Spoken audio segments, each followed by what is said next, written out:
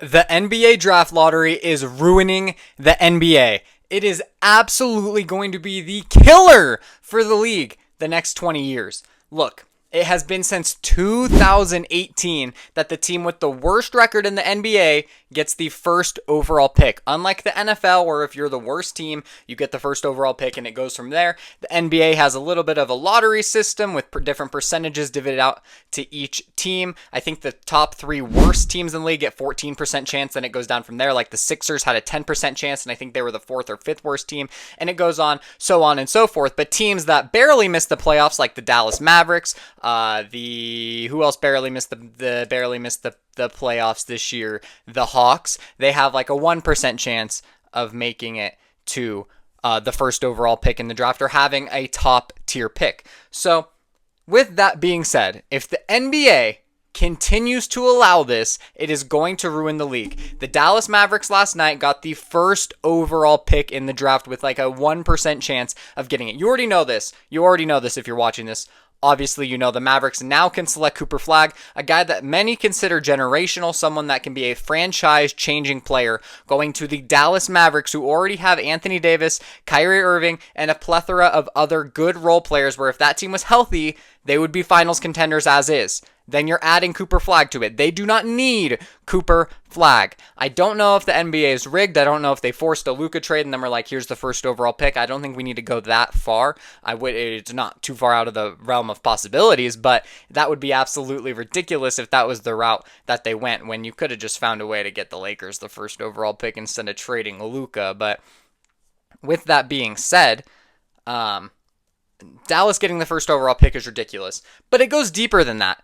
The Spurs getting the second pick is also ridiculous. That is a team that has two All-Stars, a team that is 1 or 2 years removed from having the first overall pick in the draft. They got Victor Wembanyama. What do they need the second overall pick for? They have Fox. They have Wemby. They have all the salary in the world. They can go sign somebody. They do not need the second overall pick. It's like they want Giannis to the Spurs or something like that.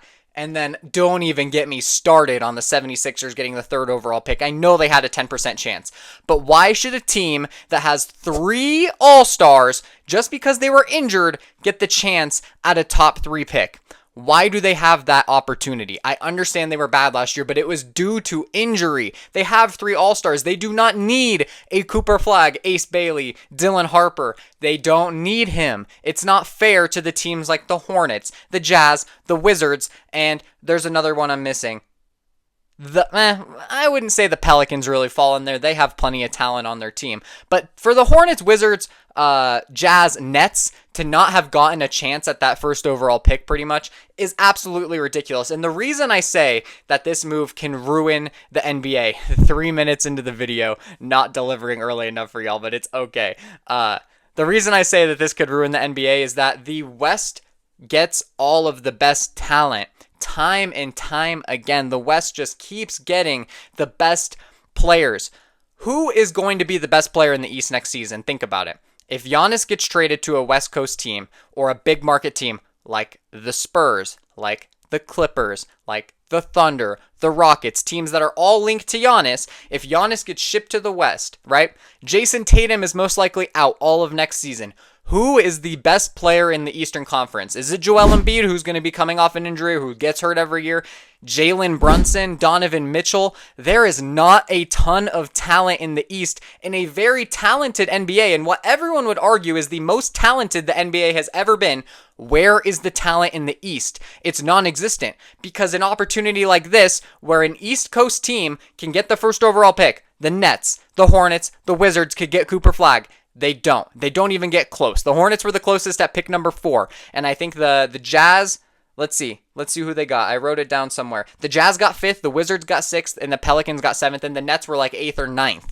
For them not to get the first overall pick is a travesty for the NBA and can ruin it, because all of the talent is going to be in the West. It's not going to be competitive. Sure, the playoffs in the West will be fun. The East, it's already getting to a point where it's not that entertaining. I mean, it's shocking that the Pacers and Knicks are beating both the Celtics and the Cavaliers, but we know that neither of those teams are beating a West Coast team in the finals. It is what it is, especially not the Pacers. They are not going to beat a Timberwolves, a Thunder, a Nuggets, there's just no shot. There's no shot. Maybe they'd beat a Warriors. I give them their best shot against the Timberwolves, maybe.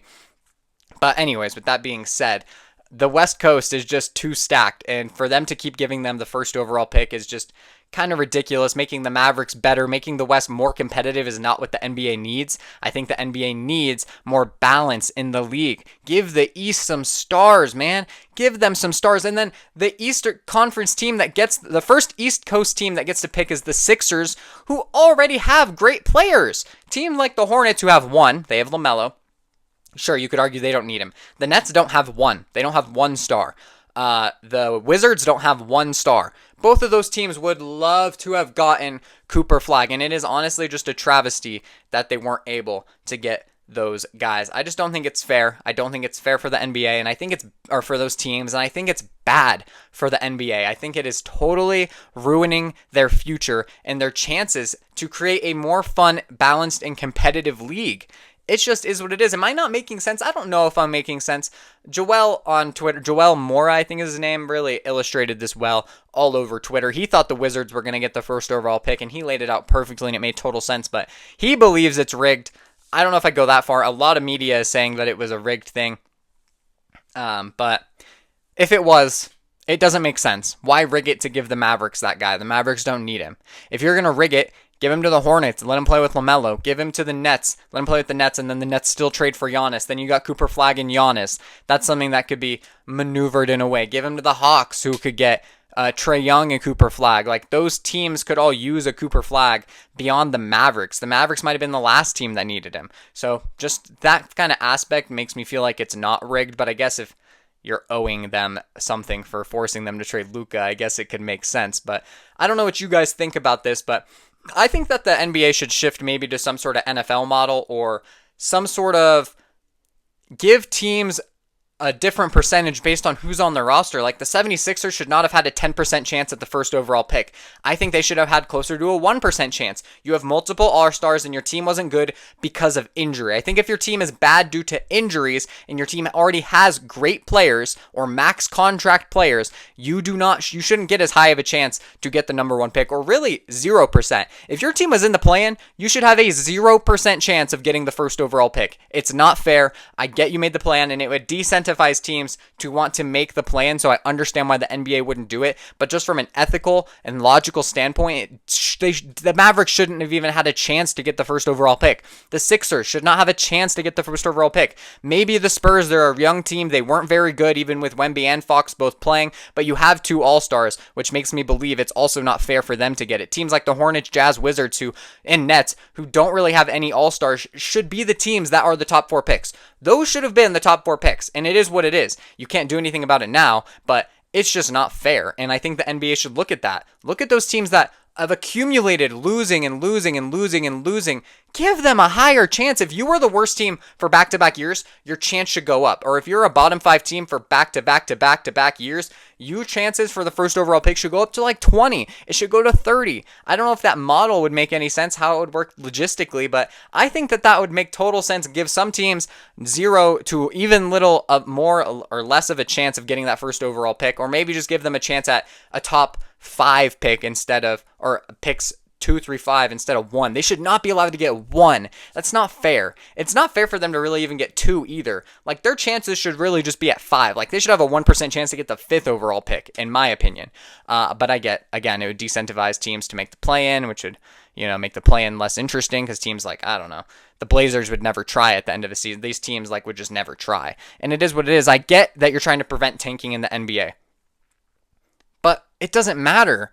The Hornets, Wizards, Jazz, and Nets are not going to get out-tanked. They're all bad. They don't have the players to do it. I get a team like the Celtics, maybe, who are looking at their season maybe as next year as a wash. If Tatum's out, could just be like, all right, let's tank, get the first overall pick. I know you want to avoid that, but in my system, I'm saying you already got a couple max players. You're not allowed to get the first overall pick if you have multiple max contract players. So like the Suns shouldn't be able to, the Warriors, the Lakers, mostly playoff teams, not allowed to get the first overall pick. The Mavericks, I don't know if they have multiple max players. I think they're close. You shouldn't be allowed to get the first overall pick. I think it could have something to do with contracts, something to do with money. Let me know what you think of my suggestion. I think it makes It makes pretty good sense. But if you have a better idea of how the NBA can fix the lottery, or if you disagree, agree with with the draft lottery ruining the NBA, let me know what you think in the comments, or DM me on Instagram, DM me on TikTok. I'm always active on there. But thank you so much for watching. If you did make it to the end of this video, make sure to leave a thumbs up.